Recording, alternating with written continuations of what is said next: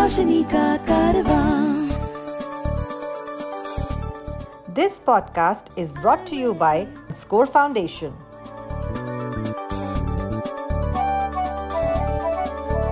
ये है रोशनी, रोशनी, रोशनी का कारवां, रोशनी।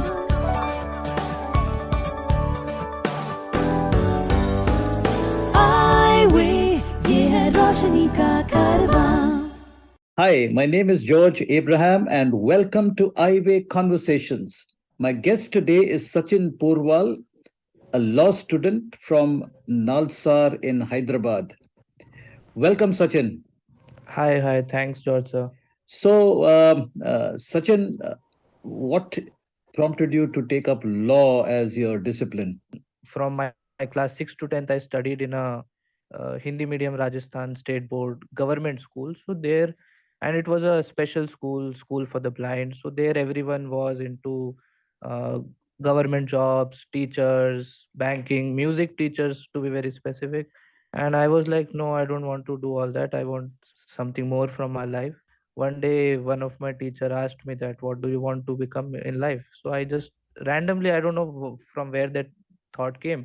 I just said lawyer, and he was very interested to hear a new reply. So he told me about legal advisors and corporate lawyers, and also he told me that blind people cannot become advocates and judges. But okay. After that, all the time I used to say, whenever somebody asked me that what do you want to become, so I used to say lawyer. Then I randomly searched on internet how to become a lawyer in India. I got to know about CLAT, I got to know about BA LLB program, I got to know about national law universities. But the real interest came when the application was required. After completing my class 10th, I wanted to switch boards and mediums. So I wanted to join a private school, but they were denying admission just because of my visual impairment. So I showed them Article 15, although it was a private school, but still, I don't know. I was in class 10 back then, so I showed them the copy of Article 15 by highlighting certain things. I told them about some sections of RPWD Act, and I also took help from Eyeway. We sent them notices, and so from there, I got to know, okay, we have rights, and if we are aware about our rights, so nobody can infringe our rights. So this is how I got interested. So, your interest in law began with advocacy for your own self. Yes, and I got to know, okay, if I know my rights, so nobody can exploit my rights, and I can even fight for others' rights. Getting into law school is become very competitive. There is a national exam which we call CLAT. And how did you prepare for CLAT, and what was your experience doing this exam, and what was the admission process that you went through? So CLAT is a common law admission test. It's for all the 22 or 23 national law universities, and this is a MCQ based paper. But in 2019 end, they changed the paper pattern. So now it's all comprehension based exam, and it's very much English focused exam. So if you don't know English, if your English is not very good, you cannot clear the exam. And it's a 2 hour paper, and there are 5 sections: English, critical reasoning, legal reasoning, current affairs, and quantitative quantitative techniques. So, and this you need to prepare for this exam, although the consortium says that this is an aptitude test and you don't need to study for that, all that. Whatever you have studied till 12th will come, all that, but it's not very true. You need to prepare for this exam, and it's all comprehension based exam. So, and computers are still not allowed with that. We are still trying to convince the consortium to allow the use of screen readers, but till now no success. So currently the pattern is like they will allow a scribe one step junior to you, and the scribe will read the whole paragraph of comprehension. And unlike the school paragraphs, the answers are not there in the paragraph. So you need to check the options and prepare for that. And for that you have to take a coaching, like I took in coaching. And the coaching was also like they used to, like it was in 2020 and 21, so they used to share the screen, show the comprehension on the screen and ask to read and then reply in the comment box. So it was very difficult for me, but I got some volunteers, and like the preparation was not easy at all, but still it was manageable. I got really nice scribe who used to take me time. We used to practice, we used to give mock tests, and yeah, this is how I cleared it. And even like this is a national exam, but still awareness is not there. Even on the CLAT center, the I did not get much assistance that I was requiring, but still, yeah, I managed to clear it. If you know of anyone with vision impairment who needs guidance on living life with blindness, please share the Eyeway National Toll-Free Helpline number 1800-5320-469. The number is 1800-5320-469. Was NALSAR your first choice, or you wanted to go somewhere else? Yeah, honestly, it was on my second preference, because like NALSAR is best university according to some rankings, and according to some rankings, it's on number second. So like my coaching and everybody said that NLS Bangalore, which is the oldest national law university, that comes number one. So I put that in first preference, and NALSAR was on second preference. But when I first searched about how to become a lawyer in India, so that time NALSAR came the first result, and I was watching a lot of videos of NALSAR. So maybe that manifested, and I'm in NALSAR. And the culture of NALSAR is also very nice. Like I really enjoy being there. It's been a semester I spent there. So, what is the kind of process that goes through in NALSAR in the classroom and outside? Is there a intentional attempt at making things accessible for you, or you have to ask for support? Yeah, so in those matters, NALSAR has taken a forward step front. Like they are really into accessibility and all. Like when my first day was there, so I met the vice chancellor. He told me that don't worry, you are in the best university in the country, and we are spending around 3 crores for the accessibility thing. There was some audit happening, so like they had the ramps and all already, but still uh, they are installing, like some places it's there, but they are installing those uh, tactile tiles. I don't know what is that called. And we have an accessibility lab where like devices with screen readers are there, and pearl camera is there to convert and do OCR things. There is a braille printer, you can uh, print your stuff in braille. And like teachers and all, they also ask that what how we can accommodate you, and do you need any like large text or anything. So, and also there is a PWD sub regulations committee under the student body, so we are drafting an SOP which will be applicable on the all university all over. So the thing is that they ask us that what do we want, and whatever is there, like for, let's say for exams are concerned, so they are like, if you want scribe we can give scribe, if you want extra time we can give extra time, if you want to give it through computer we can do that. So everything is available there. You lost your eyesight in class 6. What Yes. was the reason, or what was the cause of this loss of sight, and what was the transition like? So it was due to RP, and the vision loss was sudden. Like it was happening gradually, but we did not realize and we could not identify.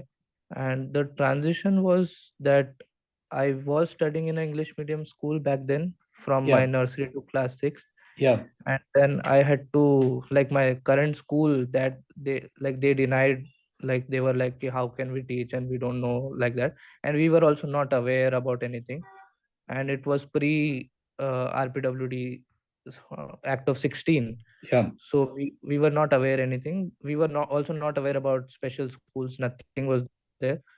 We wasted around 1.5 year. I was also not willing to do anything. I was also hopeful that okay, treatment is going on, some or the other thing will work out, but nothing really worked out. And we got to know about a special school, and we went there, and it was a Hindi medium school. And I was like, no, I don't want to study in a Hindi medium school.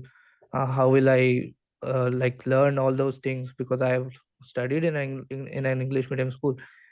I don't know how to do that. And then my mom really forced me and motivated me that no, without education nothing can happen. So you will have to study, and we cannot give a pause to study like that. And already 1.5 years has been wasted. So my mom used to come with me in the school. She used to stay there, and I used to like the transition was very difficult, because like I have been to this transition two times. One one was like from English to Hindi, and another was again Hindi to English after my 10th. Yeah. So So why did you decide to switch back to English? because I was like in my ninth class, all I was sure that okay, I want to study in a national law university. I want to clear CLAT, and CLAT is a English exam altogether. And I was and also the study of this 5 years BA LLB program, this also happens entirely in English.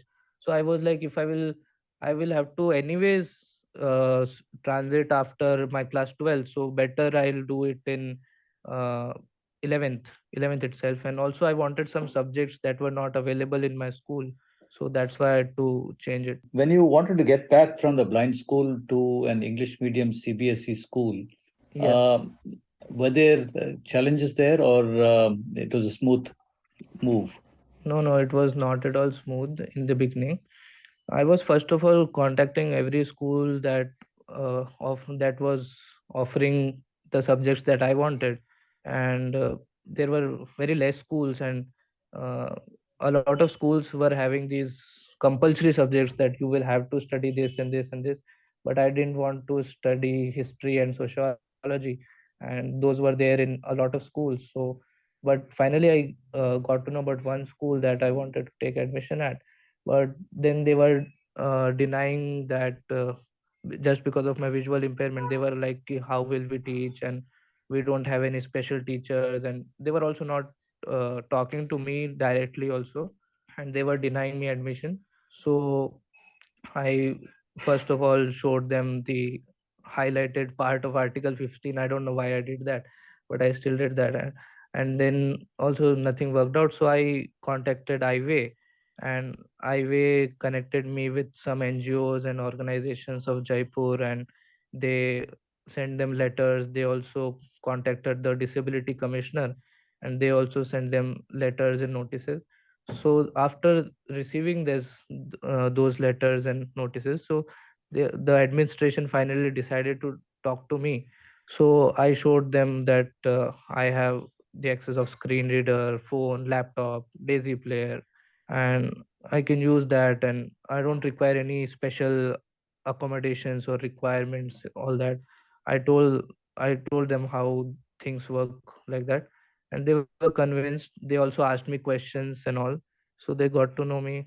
And after that, like they saw my performance in the classes and all, so the attitudes changed. In fact, the first time I heard about you, it was as a stand-up comedian. So, what is the stand-up comedy story? How did you get interested in it, and how did you get started? So it was a very random thing that happened. So there's this university in Udaipur. Yeah.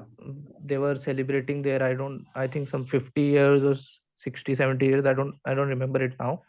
And they called some of us from the blind school to be part of the event. And some of my friends were singing, some of them were reciting poem, some of them were dancing, and I was just sitting in the audience, and I just randomly thought, okay, I should also do something. So I just asked my teacher that can I go on the stage and tell some jokes.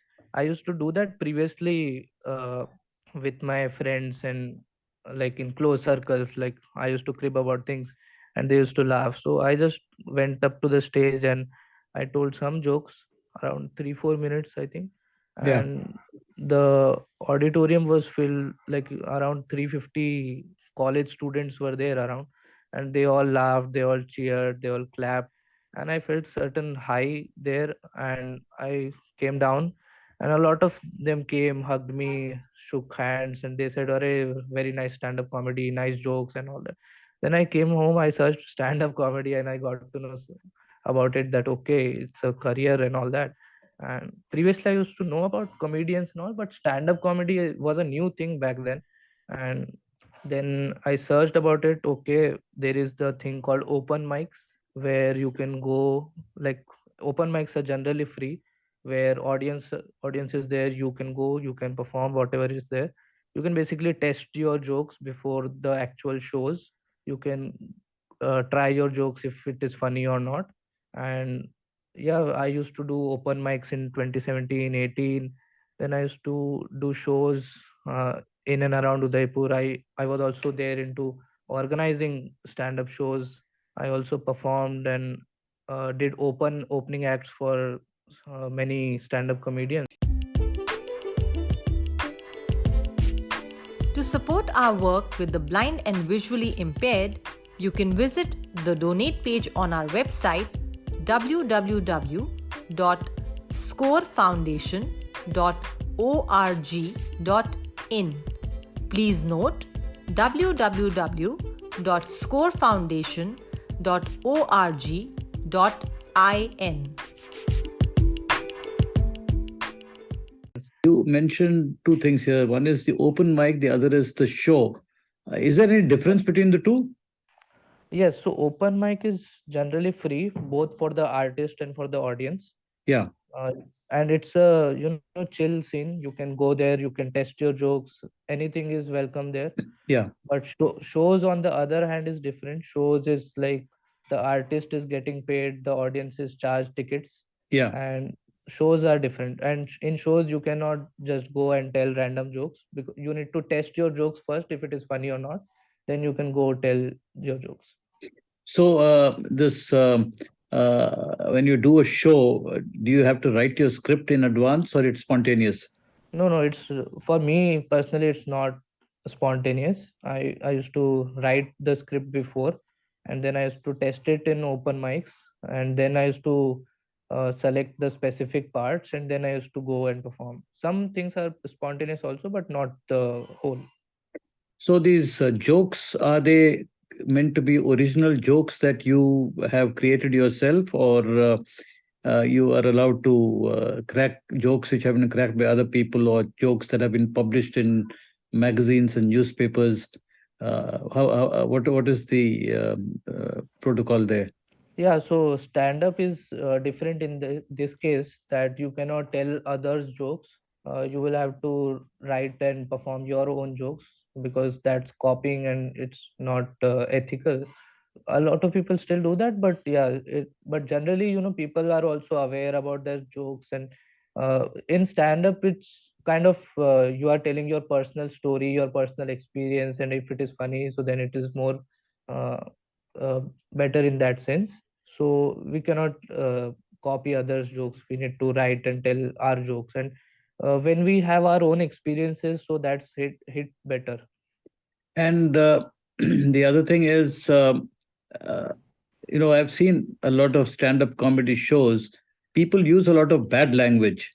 Yeah. Is it necessary for using bad language, or you think there can be clean shows also?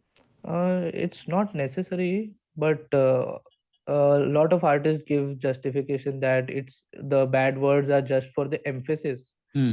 and not in the actual literal sense. So it depends on the audience also, that which kind of audience you are performing for. So if they understand, so then everything is fine. But if they are not okay with that, so yeah, that is also there. But every artist is different in that. Some artists do clean comedy, some uses bad words. I used to previously do clean comedy, then I also tried using some 2-3 words just for the emphasis, not for the Hmm. literal sense. So I'm still very young in this thing. I'm exploring things, and it's not necessary. So now that you moved to Hyderabad, have you actually started getting requests for shows in Hyderabad? So like I was not into the scene for around 2.5 3 years Yeah. because of the COVID, CLAT, lockdown, all that things. So and also NALSAR, like the study pressure and all that. So I also I like my old stuff. Previously, I used to do jokes on contemporary things that were happening. So that were all irrelevant. I had to start from scratch, and I did not get much time there. I thought like I will do law school on 5 days, and on Saturdays and Sundays I will go perform. But we have projects and all assignments, so I did not get much time. But during the fest, we have a Rajasthani fest. I performed there, and I had a good time. And from the next semester, I'm thinking to hit open mics in Hyderabad. Any other passion that you have apart from stand-up comedy and law that you follow? Technology is another passion, reading is another passion, and I watch a lot of YouTube videos related to travel. And I recently started traveling alone, so I'm exploring that also. So traveling alone now that you've started, what's the experience been like? Yeah, so as I said that I lost my vision at a later stage, so I never used white cane. I was always dependent on human assistance, and I was like, I don't want to use that white cane. Typical blind people use that, and I am not that. So I was not using a white cane. Right. Till 12th, I did not use it. I used to keep it in my bag that someday if nobody will be there, I will use it, but that never happened.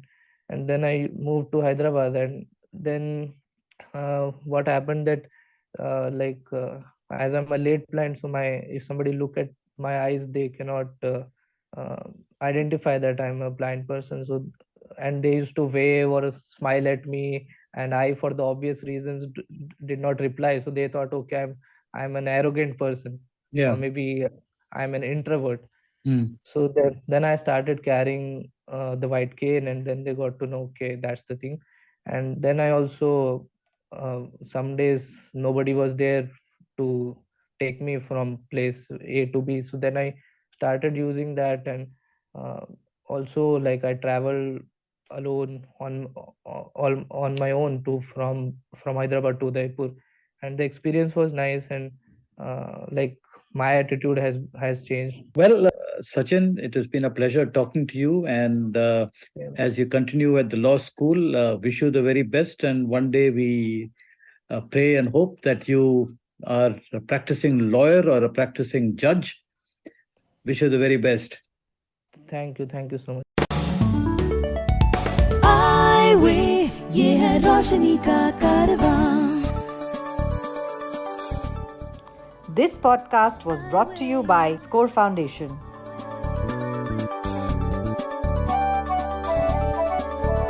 ये है रोशनी, रोशनी, रोशनी का